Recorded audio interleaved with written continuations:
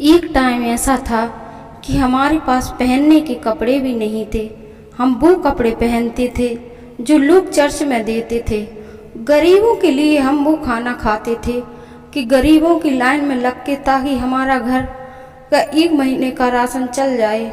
मैं मोबाइल पर इंस्टाग्राम चला रही थी कि मेरा नाम रेनू है। मुझे बचपन से मॉडलिंग का शौक़ था। हम दिल्ली में आ गए। पापा जॉब करते थे।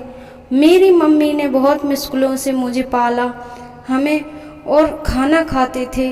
मंदिर की लाइन में लग के हम ऐसे बड़े हुए।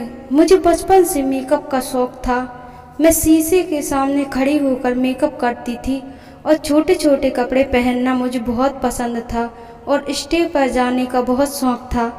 रिकॉर्ड और कभी स्कूल में स्टेज पर नहीं गई, लेकिन आज यहाँ खड़ी हूँ।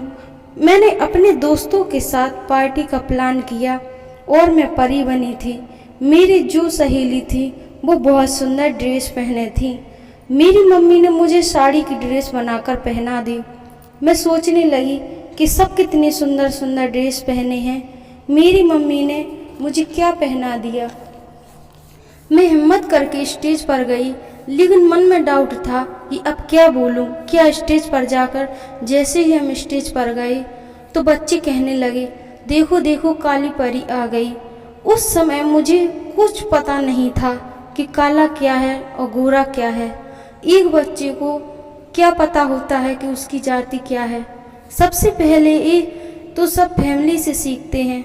मैंने अपनी लाइफ में इतना सुना कि सेल्फ ऑन डिफेंस कहाँ से आएगा, लेकिन कहीं ना कहीं था कि मैं अपनी मम्मी की परी हूँ जो मेरी ताकत बना है। मैं मिडिल क्लास की फैमिली से हूँ।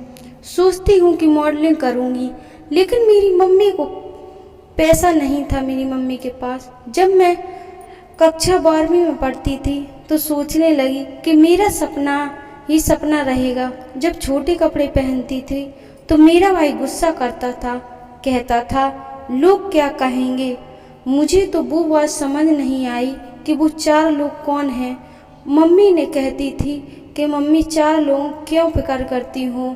मेरी मम्मी मेरे से मेरी तरफदारी नहीं करती थी।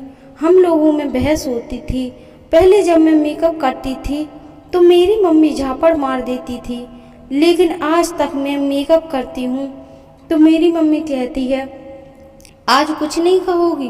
फिर मैंने सोचा कि चलो मैं जॉब करती हूँ, जिससे पैसे आएंगे, मैं मॉडलिंग करूँगी।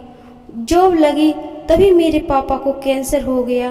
मैं पूरी कोशिश की, लेकिन अपने पापा को नहीं बचा सकी।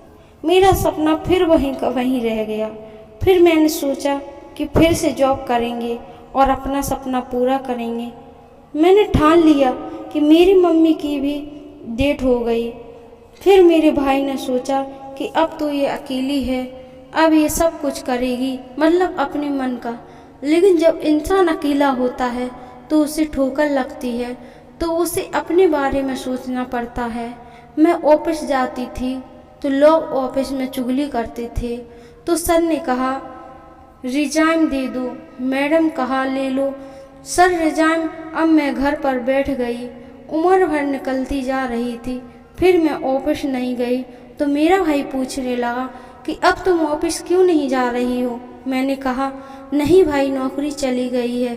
तो मेरे भाई ने कहा तुमने हार मान ली। मेरे भाई ने कहा दिल्ली में तो बहुत सारी जॉब हैं, फिर भी तुम हार मान गई। तो मैंने अपने भाई से कहा कि अब मैं घर वापस नहीं आऊँगी। मैं दिल्ली चली गई। फिर वहीं से मैंने जॉब करना स्टार्ट किया। फिर मैंने मॉडलिंग स्टार्ट की। फिर मैंने सोचा अगर मैं मेहनत करने लगूंगी तो मुझे सफलता ज़रूर मिलेगी। एक दिन मैं मेहनत करती रही। फिर क्या हुआ, मुझे लोग मॉडलिंग में पसंद करने लगे। फिर क्या, मैं एक दिन इंस्टाग्राम चला रही थी, वहीं पर मेरा नाम रेहाना मॉडलिंग की पिक्चर लगी थी। मैं अपना फ़ोटो देखकर बहुत खुश हुई।